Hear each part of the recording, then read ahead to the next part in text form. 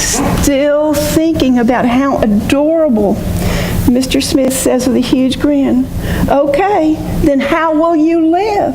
You're not old enough for a job and you've got to support Jenny." And again, Bruce instantly replies. He says, "Our allowance. Jenny makes $5 a week and I make $10 a week. That's about $60 a month. So that should do us just fine." Mr. Smith is really impressed with Bruce and how much thought he's put in it. And he thought it was so cute. And he's playing along. And he says, "Well, Bruce, it seems like you have everything figured out. I just have one more question for you. What will you do if the two of you should have little children of your own?" And Bruce shrugs his shoulders and says, "Well, we've been lucky so far."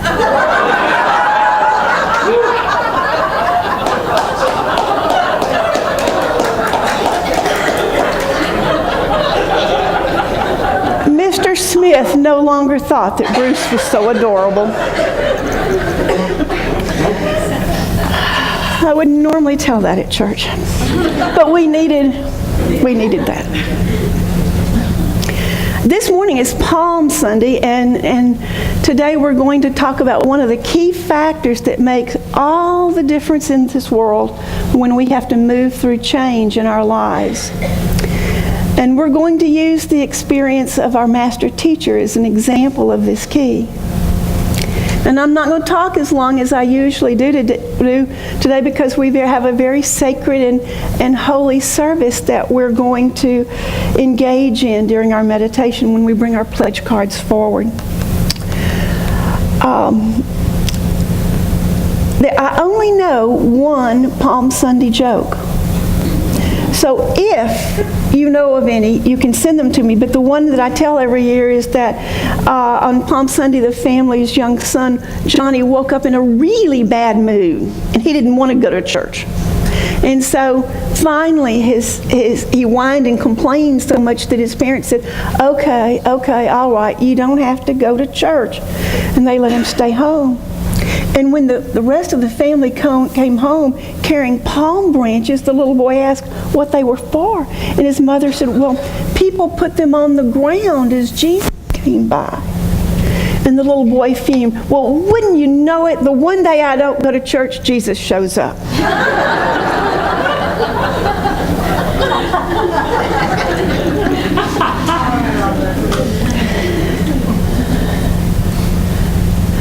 So, as the story tells us that on Palm Sunday, Jesus rode into Jerusalem. And he rode in on a donkey, and the people declared him king, and they strode palm fronds in his path to show respect, which is why we call today Palm Sunday. And even as this was happening, he had to know, Jesus had to know that being frankly, a political dissident, he was making waves in every camp. He had to know that this was a daring thing to do, to have all the people there calling him king and shouting Hosanna. And I am sure that human emotion that happens when we have change, I'm sure that human emotion came up for Jesus. I'm sure that human emotion of fear came up. Now, we gained a different perspective on fear last week. Does anybody remember what it was? Feeling excited and ready. Feeling excited and ready. That's what we want to feel when there's change. And thank you, Susan. But I suspect as Jesus was riding into Jerusalem, he was not feeling very excited and ready. But he knew he needed to go. And so, what do you think he turned to?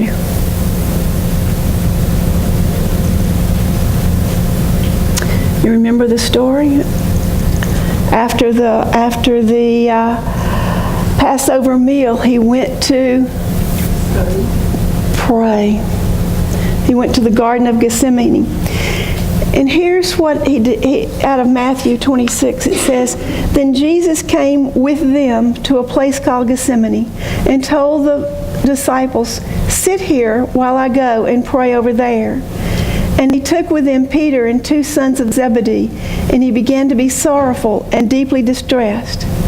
And he said to them, 'My soul is exceedingly sorrowful, even to death. Stay here and watch with me.'"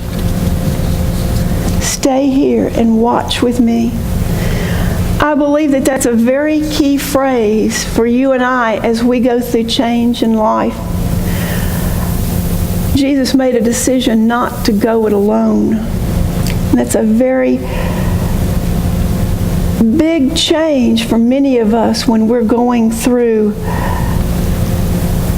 a change that is so powerful that it's going to be transforming. What do most of us do when we get in that place? Hide. That's what I do. I go inside and I get all those little voices that are going. And they keep on going. Well, what if you can't do this? And maybe this happens. And am I the only one that has that? I can't tell you the number of times I've been called on that. Here I am, a minister. A long time ago, some of you have heard this story, I was at Unity Village.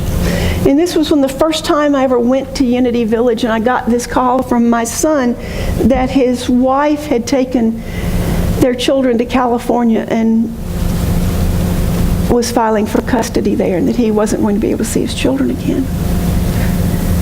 And he was distraught. And I was distraught. And did I think to pray? I'm there at Unity Village, the headquarters of prayer. Did I pray? No. I got on the phone. I called Gerald and I said, we need to find him an attorney. I have a friend in Alaska. I called and left her a message. Chris needs an attorney. I'm walking around. I'm fretting. I love my grandbabies. This isn't right. All of those things were going through my mind.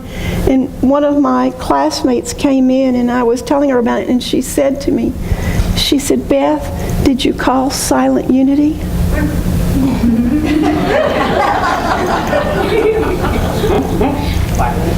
And she gently and easily walked me over to the wall, and she picked up the phone and she pushed 1 or whatever the number was. There was a big sign on the wall that says to get Silent Unity, you dial this number.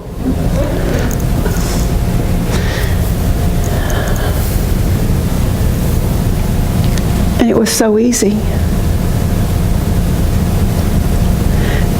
When we have something in life,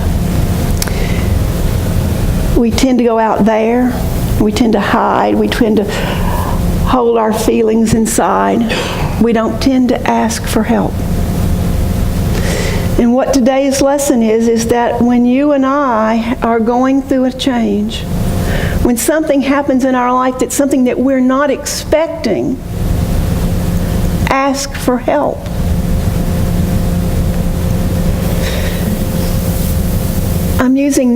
We have some new people I need to tell you. I'm using Neil Donald Walsh's book, When Everything Changes, Change Everything. This is what Neil Donald Walsh says. This is a simple change, but it requires something from us that many people, I'm going to say most people, are not used to and not always comfortable with. It requires transparency. The reason that so many of us tend to self-isolate when we're facing big problems, and by the way, have you noticed that almost every really big problem you've ever faced emerged from something that changed? Is that we have never given ourselves permission to be seen as less than perfect or as someone who doesn't have it all together. We've been taught as children that we should not burden others with our problems. And finally, we've been told that most everything is our own fault anyway. So why would we go to someone else with it? It was made very clear. We made our bed and now we have to lie in it. None of that has value at all. The people who raised us were wrong about it.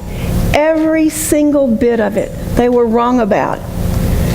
But because of that, you and I, we hide our emotions. And sometimes we hide them from our very selves. And we hide from others when we're having difficulties and problems.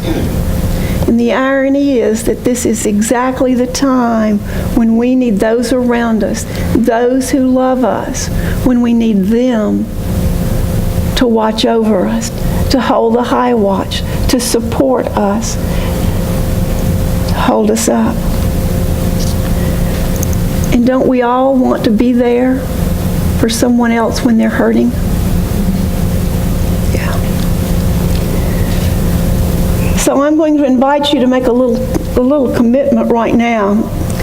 If you're going through a big change in your life, not that commitment yet.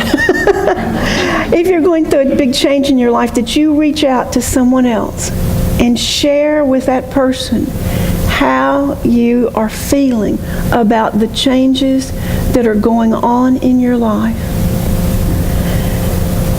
Get their love, get their support, get their shoulder to cry on. It doesn't matter who it is. Many of you have come here during the week. If I'm not here, somebody else is. When you're here, some of you have learned that if you call the church and nobody answers, if you push 7, you get to my cell phone. Find somebody.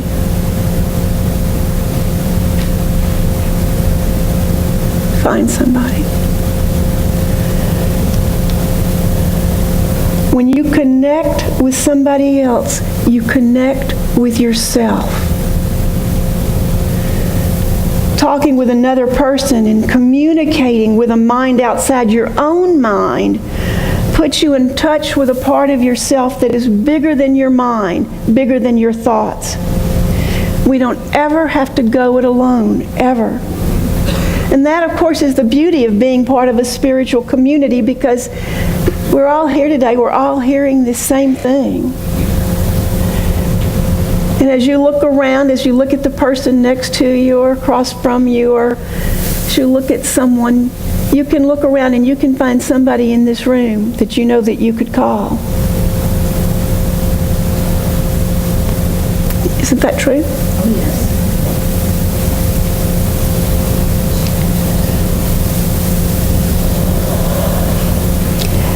And it really helps if you connect with people who are awake.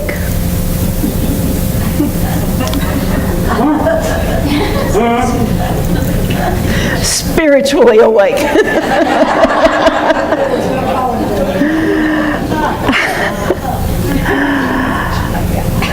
Change is something that'll be with us forever because it's the nature of the universe.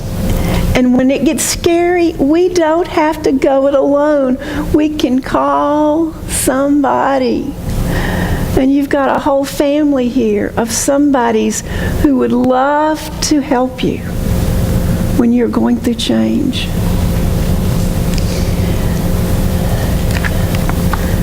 I'll read an Ernest Holmes quote. We are all living in a world of continual change. A world in which thought, thing, and experience are all in a constant state of flux. It is the very nature of the universe that there should be continual change and variation. It is a living world, the creation of a living creative intelligence. It is vital and alive. But behind that which changes, behind that which causes the change, we have found that there is something stable and changeless, something eternal, upon which all of the external events depend for their very existence. Behind the endless process of change and the infinite variety of experience and expression, there is that which does not change. And you and I can turn to that which does not change at any time. We can go inside and turn to that which does not change.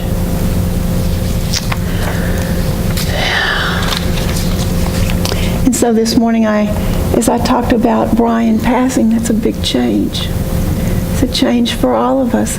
There's not one of us who will walk in here and not think of his smile. We'll listen to his CD and we'll sing his song.